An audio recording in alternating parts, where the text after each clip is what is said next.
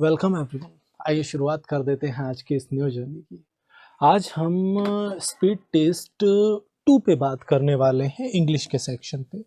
Basically हम SSC speed test पे बात करेंगे, सेट 2 पे हम लोग डिस्कशन करने वाले हैं आपके, और इसके हम इंग्लिश सेक्शन पे क्योंकि बात कर रहे हैं तो हम लोग क्वेश्चन नंबर 76 से क्वेश्चन नंबर 100 तक के क्वेश्चंस पे करने वाले हैं डिस्कशन अभी के अभी। तो सबसे पहले कुछ बेसिक चीज़ें जो डिस्कशन हम करेंगे, इसके बीच में जो जो क्वेश्चंस आपके सामने आएंगे आप अपने अकॉर्डिंग पहले क्वेश्चन को अटेम्प्ट करेंगे, ठीक है। कोई भी पर्टिकुलर क्वेश्चन आपके सामने जैसे ही आता है पहले आप उसे अटेम्प्ट करेंगे, उसके बाद में ही वीडियो के सॉल्यूशन की ओर जाएंगे, क्योंकि वो क्वेश्चन काफ़ी इंपॉर्टेंट है अपकमिंग एग्जाम के लिए, आपके स्पीड टेस्ट का क्वेश्चन है, तो वो आपको एज इट इज़ आपके अपकमिंग एग्जाम में देखने के लिए मिल सकता है।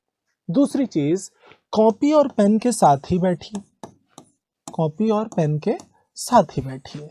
कोई भी क्वेश्चन जो आपके सामने है, जब भी आप उसको अटेम्प्ट कर रहे हैं तो आप कॉपी और पेन के साथ बैठिए, और कोई भी नया वर्ड आपको मिल रहा है, बीच बीच में कॉन्सेप्ट नए मिल रहे हैं, उसे आप राइट डाउन करते रहिए, क्योंकि जरूरी नहीं है कि क्वेश्चन एज इट इज आ जाए। ये जरूरी नहीं है कि क्वेश्चन एज इट इज आपके एग्जाम में आ जाए, लेकिन ये जरूर हो सकता है, इसके चांसेस ज्यादा रहते हैं कि ऑप्शंस में जो वर्ड है शायद उसमें से कुछ आ जाए, उसकी पॉसिबिलिटी काफी ज्यादा रहती है एग्जामिनेशन में। तो इन दोनों ही पॉइंट्स को दिमाग में रखते हुए आपको आज का स्पीड टेस्ट सॉल्व करना है। तो आइए शुरुआत कर देते हैं आज की इस न्यू जर्नी की, और देखते हैं आज का ये सेशन हमारी नॉलेज में क्या ऐड ऑन करने वाला है। आज के इस सेशन के बेस पे हम क्या खास सीखने वाले हैं। सबसे पहले फर्स्ट क्वेश्चन आपके सामने है स्क्रीन पे, ये फ्रेज रिप्लेसमेंट का क्वेश्चन है। बेसिकली अगर आप देखें तो एक पार्ट आपका अंडरलाइंड है और आपको क्या करना है, उसे रिप्लेस करना है, ठीक है।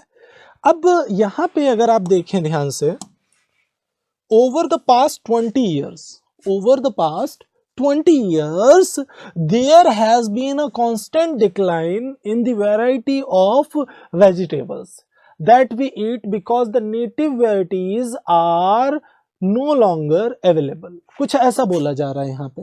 अगर आप ध्यान से देखें तो आपको इस पार्ट को रिप्लेस करना है अगर जरूरत है तो, क्योंकि आपके पास ऑप्शंस क्या है, नो इम्प्रूवमेंट है आपके पास, had been, was been, is being, ये ऑप्शंस हैं आपके पास अगर आप देखें ध्यान से तो। अब देखो, ओवर द पास्ट 20 years मतलब पिछले 20 सालों में there has been a constant decline in the variety of vegetables, there has been a constant decline in the variety of vegetables that we eat because the native varieties are no longer available। Structure तो present में ही, have been का use बिल्कुल, has been का use बिल्कुल सही है। तो अब यहाँ पे अगर आप देखें तो हैड वाला, वॉज वाला और इज वाला, ये तीनों ही ऑप्शंस एलिमिनेट हो जा रहे हैं। और अगर ये तीनों ही ऑप्शंस एलिमिनेट हो जा रहे हैं तो सबसे अप्रोप्रिएट ऑप्शन हमें कौन सा मिल रहा है, नो इम्प्रूवमेंट। मीन्स जो गिवन है वही सही है, उसमें किसी इंप्रूवमेंट की जरूरत नहीं है, और हमारा आंसर जाने वाला है क्या, हमारा आंसर जाने वाला है A part. First part would be 100% correct answer. आगे बढ़ जाते हैं। Select the most appropriate meaning of the given idiom. Call a spade a spade. Basically idioms क्या है, ईडियम्स मुहावरे हैं, ठीक है। अगर मैं ईडियम वर्ड टू वर्ड इसकी मीनिंग निकालूं तो वो कोई बेसिक मीनिंग निकलेगी नहीं इस फ्रेज की, क्योंकि call a spade, spade means फावड़ा होता है बेसिकली, तो फावड़े को फावड़ा कहना ये तो कोई मीनिंग नहीं। एक्चुअल में कॉल अ स्पेड अपने आप में जो मीनिंग रखता है दैट इज सच कहना, भले ही वो कड़वा है, गलत है, लेकिन हर कंडीशन में क्लीन और फेयर रहना, अपने पॉइंट पे बिल्कुल स्पष्ट बोलना, क्लियर बोलना, घुमा फिरा के बात ना करना। इस केस में you are just calling a spade a spade. तो आपका जो आंसर जाने वाला है, say the truth about something even if it is not pleasant. किसी चीज के बारे में सच बोलना, भले ही वो प्लीजेंट ना हो, अच्छा ना हो, this is called call a spade a spade. Plan to attack someone with some rude words, इसका कोई चांस नहीं. Lash out unkindly at someone for no reason, again wrong हो गया. Say things that are untrue and painful, again wrong हो गया. तो call a spade का मतलब क्या होता है? To speak in plain and direct terms. Directly किसी से कुछ बोल देना एज इट इज, भले ही कुछ अनप्लेजेंट, भले ही सामने वाले को बुरा लग रहा है, थोड़े टाइम के लिए बुरा लगता है कभी कभी, लेकिन लॉन्ग टर्म के लिए वो अच्छा भी होता है. ठीक है, चलिए आंसर आपका सेकंड पार्ट जाएगा, और जो भी सेकंड पार्ट पिक कर रहे हैं बिल्कुल सभी का सिक्सर लग रहा है, सभी का आंसर 100% करेक्ट जा रहा है. चलिए आगे बढ़ जाते हैं. बेनेवोलेंट. बेनेवोलेंट वर्ड का आपको एंटोनिम चाहिए. बेसिकली बेनेवोलेंट का मतलब होता है परोपकारी. ठीक है, बेनेवोलेंट का बेसिक मीनिंग क्या होता है? परोपकारी होता है. अब परोपकारी है तो वो जनरस तो होगा ही, उदार होगा ही. लिबरल भी एक आज़ादी, पॉजिटिव साइन को ही दिखा रहा है. और फ्रेंडली भी होगा जो बेनेवोलेंट है. क्या नहीं होगा? काइंड होगा वो बंदा. बेनेवोलेंट मतलब काइंड तो होगा ही, जो उदार है, परोपकारी है. और इसके लिए जो अपोजिट वर्ड यहाँ पे दिख रहा है हमें, सबसे अप्रोप्रिएट जो जा रहा है, that is what? Fourth part. Unkind हमारा सबसे अप्रोप्रिएट अपोजिट वर्ड जाएगा किसके लिए? बेनेवोलेंट के लिए. मीन्स फोर्थ पार्ट हमारा 100% करेक्ट आंसर जाने वाला है. और जो भी फोर्थ पार्ट पिक कर रहे हैं सभी का सिक्सर लग रहा है. आगे बढ़ जाते हैं नेक्स्ट क्वेश्चन की ओर. अगला क्वेश्चन पैराजंबल्स का है. बेसिकली रीअरेंजमेंट का क्वेश्चन है.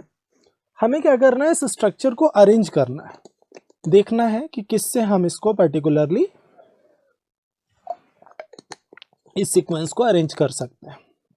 देखो सबसे पहले यू हैव प्रोबेबली नोटिस्ड, यहां से तो शुरुआत नहीं होगा. Partial charging is just fine for lithium ion batteries, again wrong है. कुछ ना कुछ रेफरेंस मिलना चाहिए हमें. Smartphone users are forever in search of longer battery life, but unfortunately battery capacity inevitably declines with age. Introductory structure हमारा यही है, और बिल्कुल हमारा फर्स्ट पार्ट अगर सी जाएगा तो ऑप्शन नंबर सी और ऑप्शन नंबर डी तो एलिमिनेट होगा, ये तो नहीं होने वाला. अब कौन कौन से ऑप्शन बच रहे हैं? ऑप्शन ए और ऑप्शन बी, इसमें से कोई एक हो सकता है. जैसे ही सी के बाद वाले पार्ट का हमें पता चलेगा, तुरंत हमारा आंसर हमारे सामने आ जाएगा. देखो एग्जामिनेशन में एक चीज याद रखना, सबसे ज्यादा मैटर क्या कर रहा है, ध्यान देना इस चीज पे. एग्जामिनेशन में जब आप जा रहे हैं तो सबसे ज्यादा मैटर क्या कर रहा है कि आपका आंसर जल्दी आना चाहिए. वहां पे कोई कंपटीशन नहीं चल रहा, नहीं मुझे पूरा ऑरेंज करना है, सब कुछ कर लेना है, नहीं. आपको इन टाइम आंसर करना है.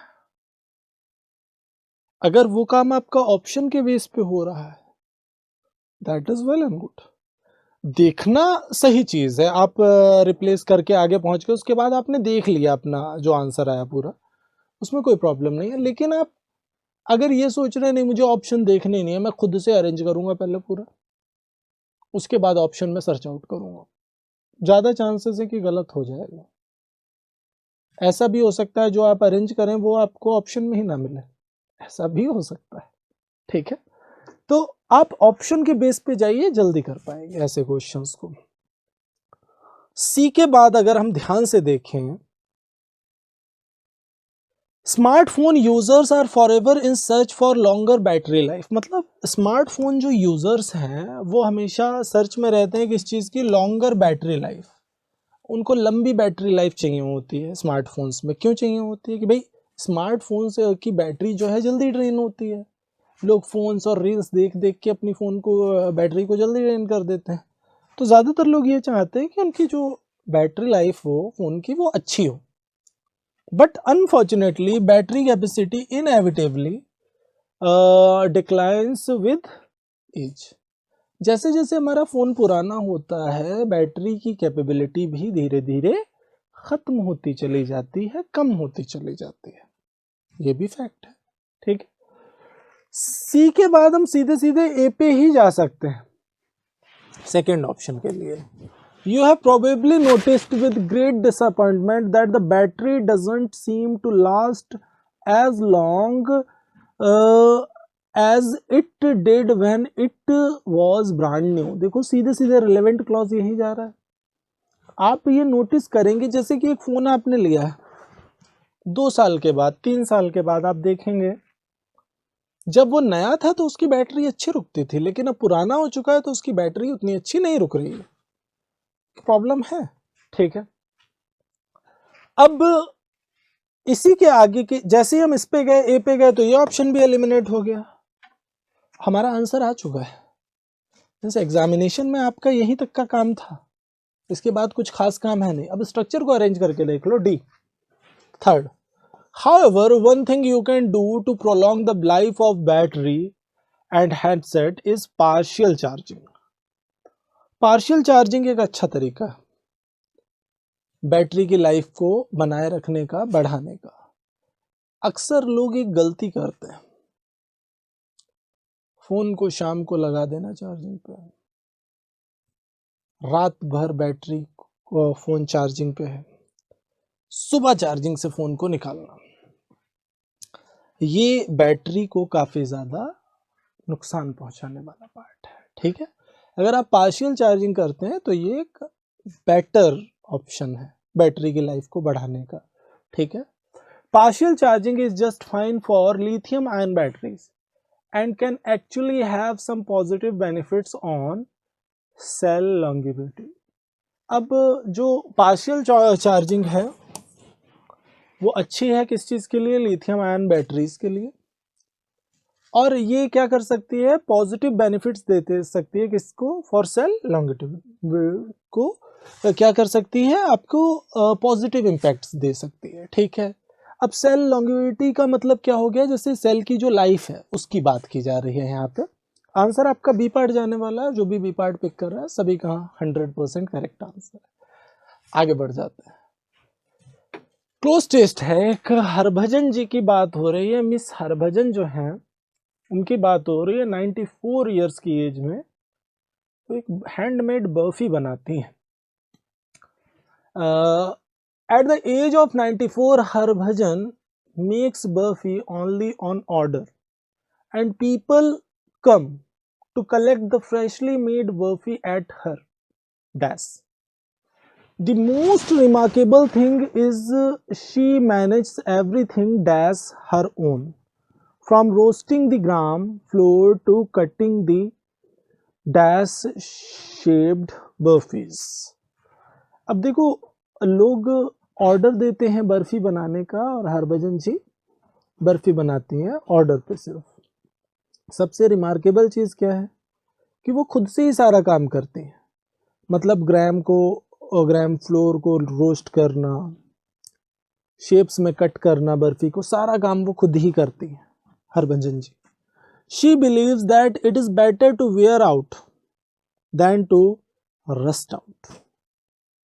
मतलब कुछ ना करने से अच्छा है कुछ करना, कुछ ऐसे रिलेट किया जा रहा है। वो इस चीज में बिलीव करती हैं। Due to her hard work she received the best dash. जो रिसीव किया उन्होंने वो आपका ऑप्शन में आएगा। When she was named entrepreneur of the year, मतलब उनको एंटरप्रेन्योर ऑफ द ईयर से सम्मानित भी किया गया।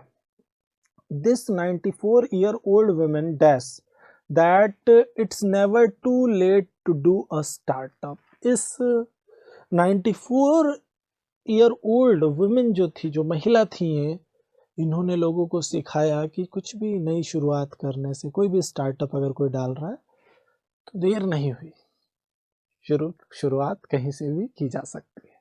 कुछ ऐसा। चलिए, अब यहाँ पे अगर हम देखें फर्स्ट फिलर के लिए हमारा आंसर क्या होगा? At the age of 94 Harbhajan makes barfi only on order and people come to collect the freshly made barfi at her dash.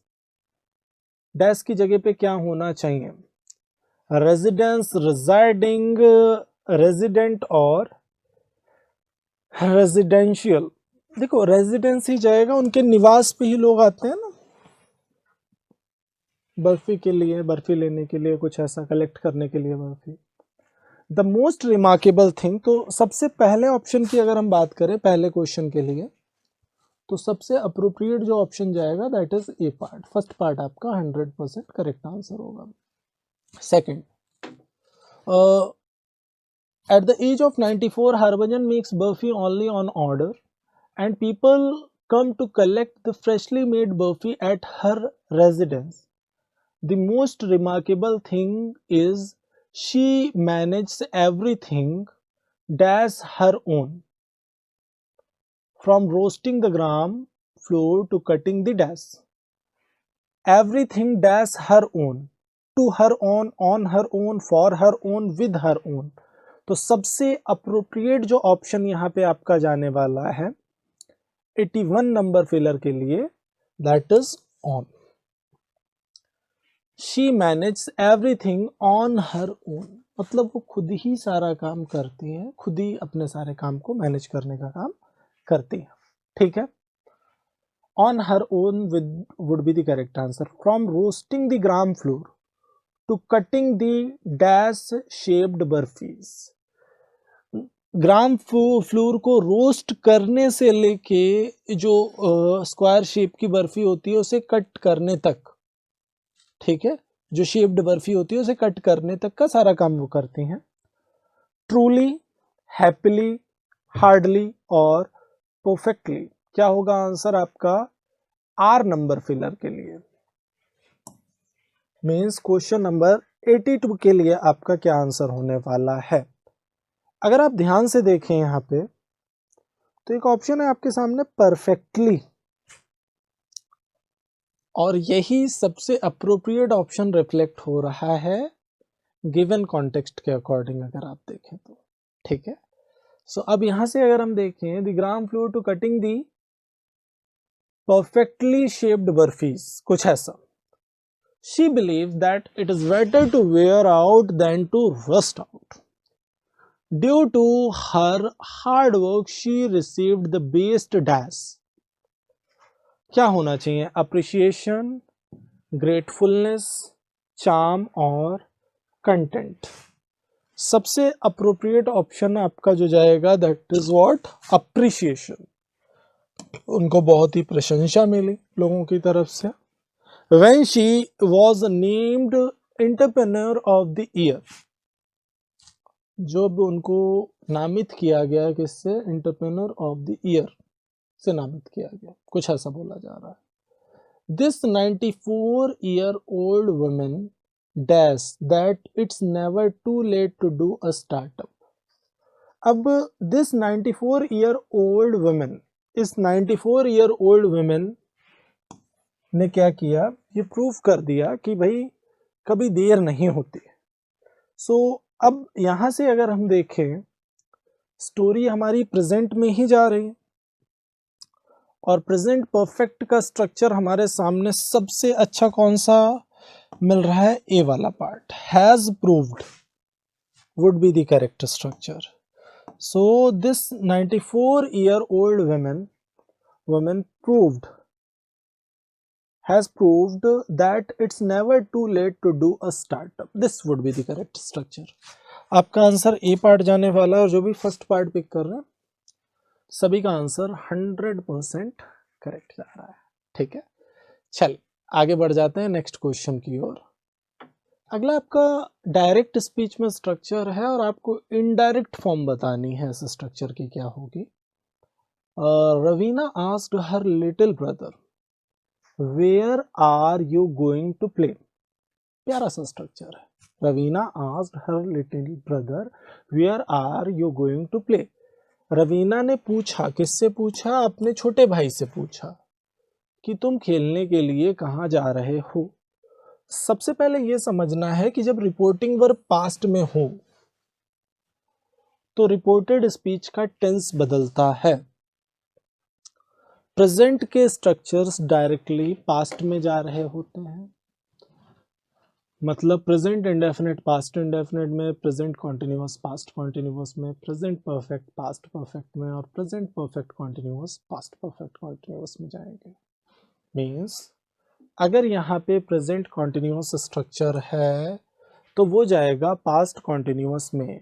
Are going को हमें वॉज गोइंग में बदलना पड़ेगा, तो वॉज गोइंग वाले हमारे पास दो ऑप्शंस हैं, वुड और विल वाले ऑप्शंस तो हमारे पहले ही एलिमिनेट हो गए, ये ऑप्शन गलत हैं, नहीं होंगे कॉन्टेक्स्ट के अकॉर्डिंग सही।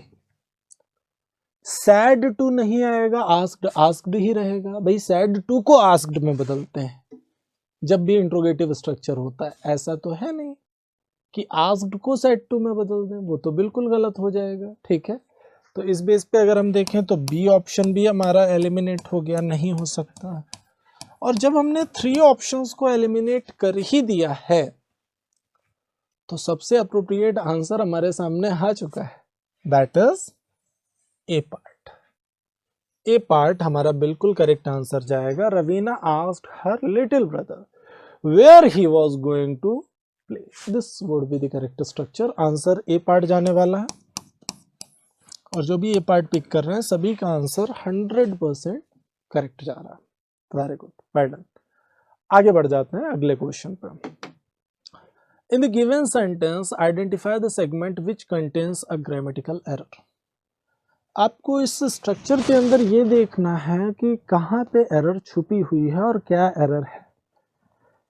The country has to struggle with the problems of child labor. The country has to struggle with the problems of child labor. अच्छा, we know it well that 2 is followed by V1. इसी case में ये क्या बनेगा, infinitive बनेगा। 2 के बाद आपको क्या मिलेगा, V1 मिलेगा, तभी ये इन्फिनेटिव बनेगा, यस और नो। तो अगर 2 के बाद V1 मिलेगा तभी ये इन्फिनेटिव बनेगा। तो इस बेस पे अगर हम देखें, 2 के बाद यहाँ क्या मिल रहा है, स्ट्रगल्ड मिल रहा है,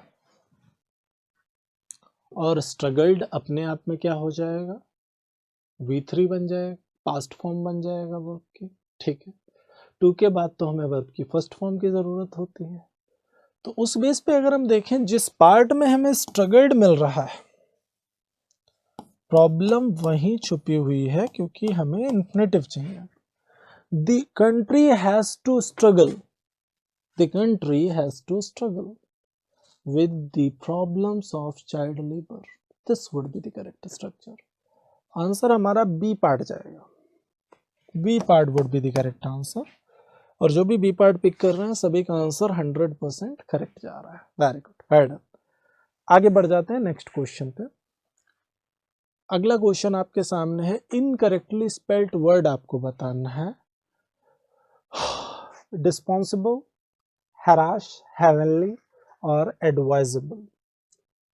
इनकरेक्टली स्पेल्ड वर्ड अगर आप देखें तो हराश सही है, हराश परेशान करना, किसी को टॉर्चर करने के सेंस में भी आप हराश का यूज करते हैं।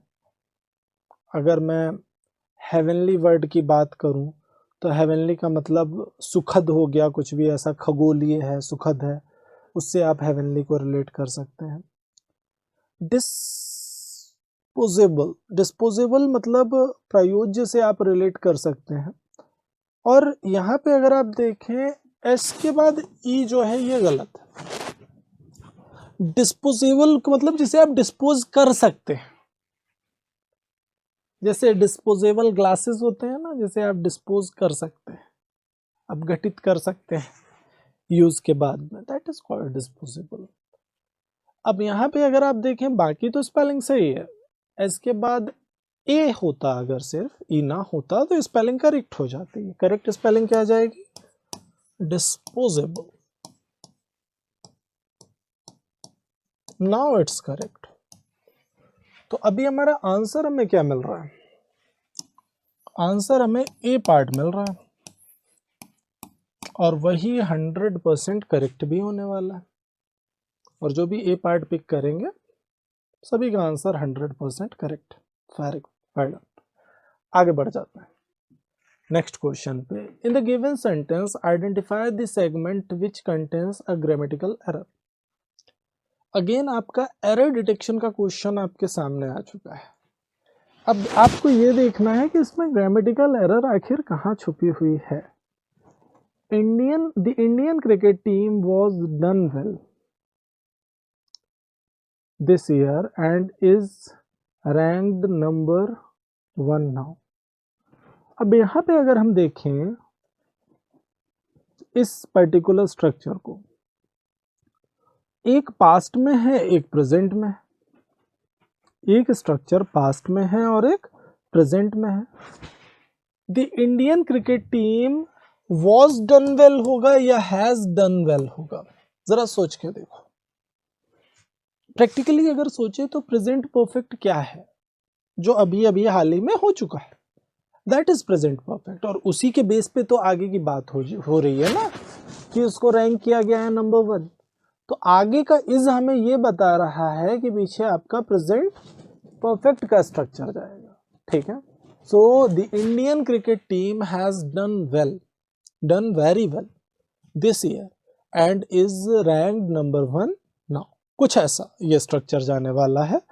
और इस बेस पे अगर हम देखें तो जिस पार्ट में हमें वॉज मिल रहा है, वॉज हमें डी पार्ट में मिल रहा है, यही हमारा 100% करेक्ट आंसर होगा।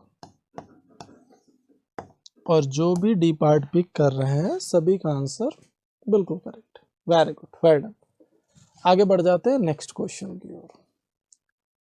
अगला क्वेश्चन आपके सामने है, select the word which means the same as the group of words given.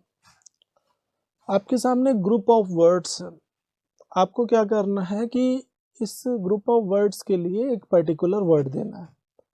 वो वर्ड क्या होगा आपको ये बताना है। वन हु एग्जामाइंस अकाउंट्स ऑफिशियली, जो भी बंदा अकाउंट्स को एग्जामाइन करता है, ऑफिशियली जांच करता है, उसको क्या बोलते हैं? एक्चुअल में ऐसे बंदे को बोलते हैं ऑडिटर। सीधी सी बात है, अकाउंट्स को जांच करता है कौन? ऑडिट करता है जो ऑडिटर। कलेक्टर का तो कोई चांस ही नहीं है। अगर मैं एविएटर की बात कर लूँ यहाँ पे, तो एविएटर का बेसिक मीनिंग होता है वायुयान चालक जो होगा उसको हम एविएटर बोलते हैं। और रेडिएटर मतलब रेडिएट करने वाला, जो विकिरक है, विकिरण को रेडिएट करता है। जैसे रेडियो एक्टिव जो भी पदार्थ होते हैं वो क्या करते हैं? अल्फा बीटा और गामा रेज को रेडिएट करते हैं। तो वैसे पदार्थ क्या है? रेडिएटर है, समझ गए? विकिरक है। चल, तो आपका जो यहाँ पे आंसर जाने वाला है, एक वर्ड जो मिलेगा इसके लिए, that is auditor. A part आपका 100% करेक्ट आंसर होने वाला है। आगे बढ़ जाते हैं। Select the incorrectly spelled word. आपको इनकरेक्टली स्पेल्ड वर्ड बताना है, क्या होगा? इक्विवेलेंट, अनसरपासेबल, इमिग्रेशन और इनएडवर्टेंट। इक्विवेलेंट को हम समतुल्य से रिलेट कर सकते हैं। अगर मैं अदर वर्ड्स को देखूं, यहां से सबसे प्यारा जो वर्ड है अनसरपासेबल। अनसरपासेबल का मतलब होता है सर्वोत्कृष्ट, सबसे अच्छा। सर्वोत्कृष्ट से आप अनसरपासेबल को रिलेट कर सकते हैं। अगर मैं बात करूं इमिग्रेशन वर्ड की, तो इमिग्रेशन का मतलब होता है अप्रवासी। और इमिग्रेशन, ये स्पेलिंग गलत है आपकी, इट शुड बी इमिग्रेशन।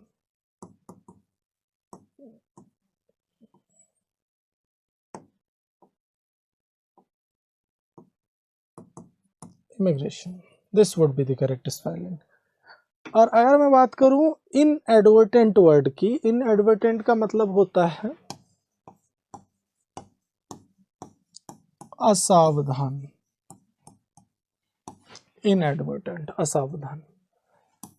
हमें रॉन्ग स्पेलिंग चाहिए थी, इनकरेक्टली स्पेल्ड वर्ड चाहिए था, वो है हमारा थर्ड पार्ट, जो हमारा 100% करेक्ट आंसर होगा। Very good, well done. आगे बढ़ जाते हैं नेक्स्ट क्वेश्चन की ओर। अगला क्वेश्चन हमारे सामने है question number 91। Swami Vivekananda's vast knowledge of Eastern and Western culture appealed to those who come in contacts with him. अब यहाँ पे appealed to all के बाद those की कोई जरूरत है क्या? प्रैक्टिकली सोचो, appealed the all who came in contact with him. This would be the correct structure. तो यहां पे अगर आप देखें, सबसे अप्रोप्रिएट ऑप्शन तो हमारा डी पार्ट जाएगा ना, इस स्ट्रक्चर के अकॉर्डिंग अगर हम देखें तो सबसे अप्रोप्रिएट हमारा ऑप्शन डी पार्ट जाएगा. अब देखो स्ट्रक्चर को देख लो एक बार. Swami Vivekananda vast knowledge of eastern and western culture. Swami Vivekananda vast knowledge of eastern and western culture appealed to all who came in contact with him. समझ गए ना? आंसर आपका डी पार्ट जाने वाला है, सबसे अप्रोप्रिएट ऑप्शन डी पार्ट है, और जो भी डी पार्ट पिक कर रहे हैं बिल्कुल 100% करेक्ट है. चलो आगे बढ़ जाते हैं अगले क्वेश्चन पे. रिमोर्स का आपको सिनोनिम चाहिए. देखो रिमोर्स का मतलब दुख, पछतावे से रिलेट करता है रिमोर्स, कि बेसिकली पछतावा ही होता है रिमोर्स. और रिमोर्स के लिए सबसे अप्रोप्रिएट वर्ड जो है वो रिग्रेट ही है, क्योंकि रिग्रेट का मतलब भी पछतावा ही होता है, रिमोर्स का मतलब भी पछतावा ही, सीधे सीधे रिग्रेट चला जाएगा. अब अगर मैं बात करूं इनडिफरेंस वर्ड की, तो इनडिफरेंस का मतलब होता है उदासीनता. किसी भी पॉइंट पे कुछ भी क्या है, उदासीन है कोई भी पर्सन, इनडिफरेंट है, तो इनडिफरेंस मतलब उदासीनता हो गया. रिप्रोच बहुत ही प्यारा वर्ड है. यहां से अगर आप देखें तो रिप्रोच का मतलब होता है किसी को डांट लगाना, डांटना. कुछ इस तरह से आप रिप्रोच को रिलेट कर सकते हैं, डांट लगाना, फटकारना, कुछ ऐसा. यहीं पे अगर मैं बात करूं अफेक्शन की, अफेक्शन भी बहुत प्यारा वर्ड है. अफेक्शन का मतलब होता है स्नेह. अफेक्शन को हम स्नेह से रिलेट कर सकते हैं. तो सबसे अप्रोप्रिएट ऑप्शन जो जाएगा that would be D part. Fourth part हमारा 100% करेक्ट आंसर होने वाला है. चल आगे बढ़ जाते हैं नेक्स्ट क्वेश्चन पर. अगला क्वेश्चन है, in dash of the great work he is doing for economically weaker children he has been given a special award in resolution, recognition, reward और अवार्ड. अब यहाँ पे रिकॉग्निशन को सीधे सीधे रिलेट कर सकते हैं. In recognition of great work he is doing for economically weaker children, मतलब he has been given a special award, मतलब उसके वर्क को सराहा गया है, कहीं ना कहीं रिकॉग्नाइज किया गया है लोगों के द्वारा, और उसके रिकॉग्निशन में उसे क्या मिला है, अवार्ड मिला है, स्पेशल अवार्ड. किस चीज के रिकॉग्निशन में, जो उसने वर्क किया है, किसके लिए, इकोनॉमिकली वीकर चिल्ड्रन के लिए जो वर्क किया है, उसके लिए उसे अवार्ड मिल रहा है, कुछ ऐसा बोला जा रहा है. आंसर आपका बी पार्ट जाने वाला है. बी पार्ट आपका 100% करेक्ट आंसर होगा. आगे बढ़ जाते हैं नेक्स्ट क्वेश्चन पे. अब रेजोल्यूशन मतलब निश्चय भी होता है, रेजोल्यूट को दृढ़ से रिलेट कर सकते हैं. अवार्ड, रिवॉर्ड, पुरस्कार की ही बात करेंगे. चल select the correct passive form of the given sentence. आपके सामने एक सेंटेंस स्ट्रक्चर है, इसका आपको पैसिव फॉर्म बताना है, क्या होगा. They are laying new telephone cables in our colony. They are laying new telephone cables in our colony. अब इसका पैसिव वॉइस क्या होगा, पैसिव स्ट्रक्चर क्या होगा, आपको ये बताना है. ध्यान से देखिए. They are laying new telephone cables in our colony, 94 के लिए अगर हम देखें तो. सो न्यू टेलीफोन केबल्स, क्योंकि ये कॉन्टिन्यूअस स्ट्रक्चर है. एक्टिव से जब हम पैसिव में जाते हैं तो हम टेंस चेंज नहीं करते, इस चीज से बचना थोड़ा सा. एग्जामिनेशन में क्या होता है कि कॉन्सेप्ट्स मिक्स हो जाते हैं, अक्सर ऐसा होता है हमारे साथ, कॉन्सेप्ट मिक्स हो जाते हैं. डायरेक्ट इनडायरेक्ट के कॉन्सेप्ट्स को हम एक्टिव पैसिव में लेके चले आते हैं और यहीं पे सबसे बड़ी गलतियां होती हैं हमसे। कॉन्सेप्ट मिक्स मत करना कभी भी। डायरेक्ट से इनडायरेक्ट में जाते हैं तो रिपोर्टिंग वर्ब के अकॉर्डिंग टेंस चेंज करना पड़ता है। डायरेक्ट से इनडायरेक्ट में अगर रिपोर्टिंग वर्ब पास्ट में है तो रिपोर्टेड स्पीच फिर उसके अकॉर्डिंग चेंज होती है, वो भी पास्ट में जाती है।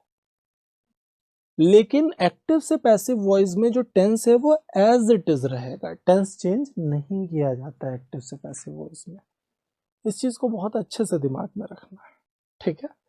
सो अब यहां से अगर हम देखें कि आर लेइंग, लेइंग को हमें किस में बदलना पड़ेगा, लेइंग को, ये अगर एक्टिव में है आपका लेइंग तो पैसिव में क्या जाएगा,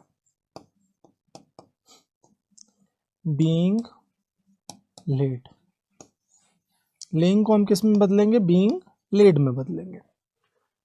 अब बीइंग लेड में अगर हम लेइंग को बदल रहे हैं तो बीइंग प्लस लेड किस में मिल रहा है, बीइंग प्लस V3 किस में मिल रहा है, हमें फर्स्ट ऑप्शन में मिल रहा है क्या, सेकंड में मिल रहा है, नहीं मिल रहा है क्या, थर्ड में मिल रहा है, बीइंग लेड थर्ड में मिल रहा है, फोर्थ में मिल रहा है, नहीं मिल रहा है। यहां तक अगर हम देखें तो हमें दो ऑप्शन ऐसे मिल रहे हैं, ए और सी, जो हमारे करेक्ट ऑप्शन होने की पॉसिबिलिटी है, जो हमारा करेक्ट आंसर हो सकता है। अब the new telephone cables are being laid in our colony, the new telephone cables were being laid in our colony. अगर मैं बात करूं यहां पे new telephone cables, were being का तो चांस ही नहीं है क्योंकि आर बीइंग, टेंस चेंज होगा नहीं, तो ऐसा तो है नहीं प्रेजेंट कॉन्टिन्यूअस को हम पास्ट कॉन्टिन्यूअस में लेके जाएंगे। थर्ड ऑप्शन भी एलिमिनेट हो गया, और जैसे ही हमारा थर्ड ऑप्शन एलिमिनेट हुआ हमारे सामने बिल्कुल क्लियर पिक्चर आ गई, हमारे सामने बिल्कुल करेक्ट जो आंसर है, जो सबसे अप्रोप्रिएट स्ट्रक्चर है वो आ गया, दैट इज ए पार्ट। यही हमारा बिल्कुल 100% करेक्ट आंसर बनने वाला है। और स्ट्रक्चर क्या करेक्ट जाएगा हमारा, the new telephone cables are being laid in our colony, कुछ ऐसा जाएगा स्ट्रक्चर। आंसर आपका ए पार्ट करेक्ट होने वाला है, और जो भी ए पार्ट पिक करेंगे सभी का सिक्सर लग रहा है, सभी का आंसर 100% करेक्ट। आगे बढ़ जाते हैं, select the most appropriate word to fill in the blank. यहाँ पे फिलर का एक क्वेश्चन है जिसे आपको फिल करना है, किस वर्ड से पर्टिकुलरली फिल कर सकते हैं, that you need to identify. We found it dash to climb further due to bad weather and decided to give up the expedition. मतलब हमने क्या पाया कि बिल्कुल इम्पॉसिबल पाया, कि चढ़ाई को इम्पॉसिबल पाया, बैड वेदर है, गिव अप कर दिया एक्सपेडिशन को। इसका मतलब क्या है, इसका मतलब है कि बिल्कुल इम्पॉसिबल हो गया था चढ़ाई करना। जैसे किसी पहाड़ पे आप चढ़ाई कर रहे हैं, एकदम बर्फ गिरने लगी और बहुत ज़्यादा क्रिटिकल सिचुएशन वहाँ पे बन गई वेदर के। इमेजिन करो आपने क्या किया, आपने गिव अप कर दिया और एक्सपेडिशन को छोड़ दिया और वापस आने के लिए तैयार हो गए, मतलब ये अब इम्पॉसिबल हो बन गया ना सामने वाले के लिए। So we found it impossible to climb further due to bad weather and decided to give up the expedition। कुछ ऐसा जाएगा। एक्चुअल आंसर हमारा ए पार्ट जाने वाला है, बिल्कुल फर्स्ट पार्ट हमारा 100% करेक्ट होने वाला है। अब यहाँ पे बोरिंग की बात करें, कोई चांस ही नहीं है। बोरिंग, एक्साइटिंग और प्लीजेंट तो बिल्कुल ही नहीं हो सकता, क्योंकि यहाँ पे एक्सपीडिशन को क्या किया जा रहा है, रोका जा रहा है, गिव अप किया जा रहा है, छोड़ा जा रहा है। तो यहाँ पे एक्साइटिंग या प्लीजेंट का तो कॉन्टेक्स्ट ही नहीं है, कॉन्टेक्स्ट के अकॉर्डिंग ही गलत हो जाएंगे। सबसे अप्रोप्रिएट ऑप्शन ए पार्ट है, और जो भी ए पार्ट पिक कर रहा है सभी का आंसर करेक्ट जा रहा है। आगे बढ़ जाते हैं, रीअरेंजमेंट का एक प्यारा सा क्वेश्चन है हमारे सामने, देखिए फटाफट और पिक कर दीजिए अपना answer.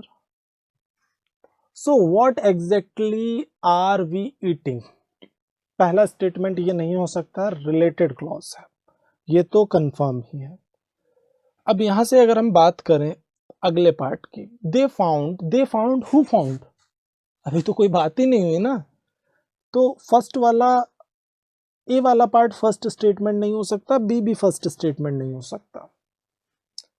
And is are food, and is are food मतलब ये भी रिलेटेड ही क्लॉज है, कंजंक्शन से ही शुरुआत हो रही है इसकी, ये तो पहला सेंटेंस हो ही नहीं सकता ना, ठीक है। अब एक ही ऑप्शन है जो फर्स्ट सेंटेंस होगा, a survey conducted by Food Safety and Standards Authority of India under the Union Agricultural Ministry tested random samples of vegetables in the market all over India. अगर हम डी से शुरुआत कर रहे हैं तो चॉइस खत्म हो गई ऑप्शन ए की और ऑप्शन डी की, ये दोनों ऑप्शंस एलिमिनेट हो गए। डी के बाद जैसे ही हम अगले ऑप्शन की ओर बढ़ेंगे, हमारा जो सबसे अप्रोप्रिएट ऑप्शन है वो हमारे सामने आ जाएगा और हम अपने आंसर तक आसानी से पहुंच जाएंगे, ठीक है। तो सबसे अप्रोप्रिएट ऑप्शन के लिए अगर हम देखें यहाँ पे डी के बाद हम किस पे जाएं, डी के बाद हमें किस ऑप्शन पे जाना है, हमें ये देखना है डी के बाद हम बी पे जाएं या ए पे जाएं। देख लेते हैं एक बार ए को। So what exactly we are we eating, ये तो नहीं होगा, स्ट्रक्चर के अकॉर्डिंग गलत हो जाएगा ये, ठीक है। दे फाउंड, सेकेंड वाला ये जाएगा आपका बी वाला, they found that the vegetables contained very high toxic levels of band pesticides and the pesticide levels were more than 1000 times the permissible levels। उन्होंने क्या पाया कि वेजिटेबल्स में बहुत ही हाई टॉक्सिक लेवल्स हैं, विषैले पेस्टिसाइड्स हैं जो कि बैंड है वेजिटेबल्स में, and the pesticide levels were more than 1000 times the permissible level, और जो लेवल होना चाहिए पेस्टिसाइड्स का वेजिटेबल में वो उससे करीब 1000 टाइम्स ज्यादा है। सोचिए जो हरी भरी सब्जियां हम लोग खाते हैं, जिसको हम मानते हैं कि हाइजेनिक है, बॉडी के लिए अच्छा है, हेल्दी है, एक्चुअल में वो कितना ज्यादा खतरनाक है हमारी बॉडी के लिए, आप देख सकते हैं यहां से, ठीक है। पेस्टिसाइड्स का जो यूज है उस वजह से ये चीजें ऐसी होती जा रही हैं। क्या है कि हमें प्रोडक्शन को बढ़ाना है, प्रोडक्शन को बढ़ाने की जो इच्छा है उस वजह से क्या हो रहा है, चीजें डिग्रेड होती जा रही हैं, उनकी क्वालिटी गिरती जा रही है, ठीक है। डी के बाद जैसे ही हम बी पे गए तो हमारा सी ऑप्शन भी एलिमिनेट हो गया और आंसर सबसे अच्छा बी वाला पार्ट चला गया। डी के बाद बी, ए को देख लो उसके बाद। So what exactly we are eating, हम खा क्या रहे हैं एग्जैक्टली, अगर हम देखें तो थर्ड ये हो गया आपका, और उसके बाद C, and fourth, is are food giving rise to the many health problems today, क्या हमारा जो खाना है वही हमें हेल्थ प्रॉब्लम्स कई तरह की देने का काम कर रहा है, क्या ऐसा हो रहा है, ऐसा कुछ पूछा जा रहा है। तो अब यहां से अगर आप देखें तो आंसर बी पार्ट जाने वाला है, और एक्चुअल में ये काफ़ी कुछ सिखाता है रीअरेंजमेंट अगर आप देखें तो।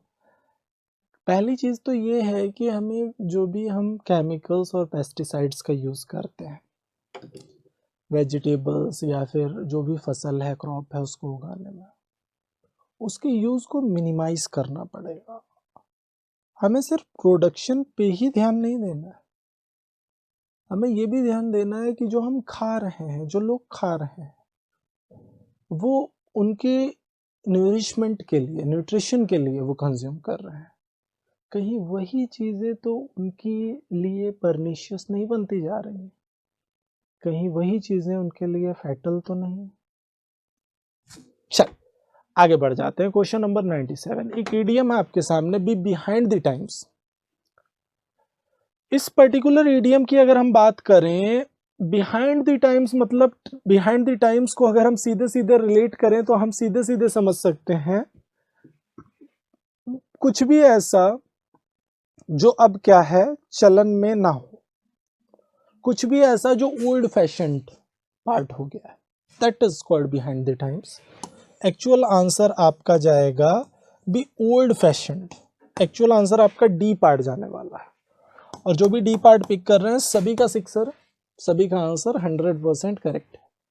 अब be very old, no chance. Not be alert, no chance. Always dreaming, again गलत हो गया। आंसर डी पार्ट जाएगा, और जो भी डी पार्ट पिक कर रहे हैं सभी का सिक्सर लग रहा है, सभी का आंसर 100% करेक्ट जा रहा है।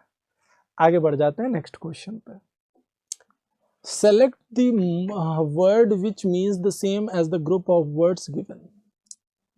अब यहाँ पे अगर आप स्ट्रक्चर को देखें, आपको गिवन वर्ड स्ट्रक्चर के लिए, गिवन वर्ड्स के लिए एक पर्टिकुलर वर्ड चाहिए, और वन वर्ड सब्स्टिट्यूशन का क्वेश्चन है। Repetition of an initial sound in two or more words of a line.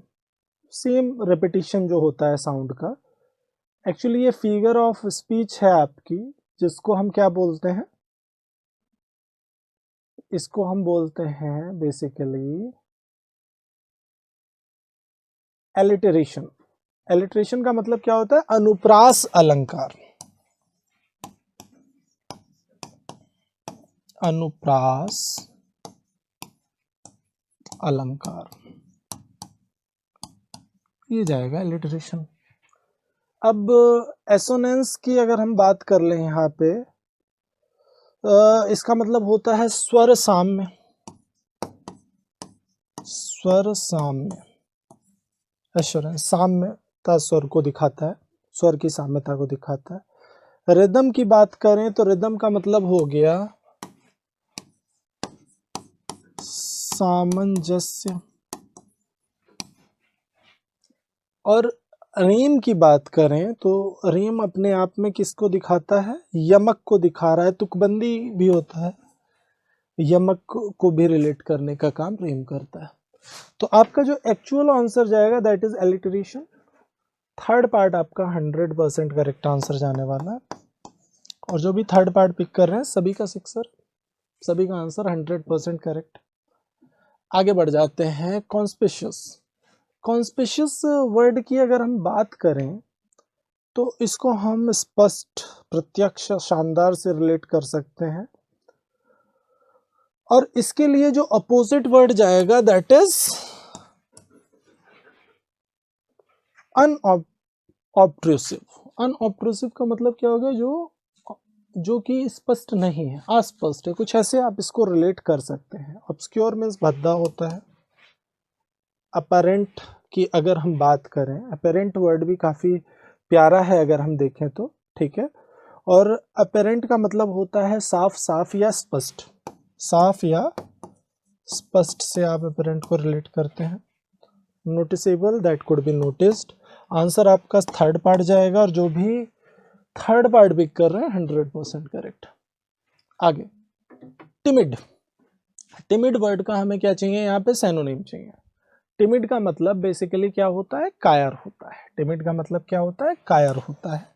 और टिमिड की अगर मैं सैनोनिम की बात करूं, टिमिड की अगर मैं सैनोनिम की बात करूं तो ये क्या जाने वाला है, शाई जाने वाला है। टिमिड का सैनोनिम क्या जाएगा, शाई जाएगा, क्योंकि विलफुल कोई चांस नहीं है, काइंड, स्ट्रॉन्ग, ये सारे गलत हो जाएंगे कॉन्टेक्स्ट के अकॉर्डिंग।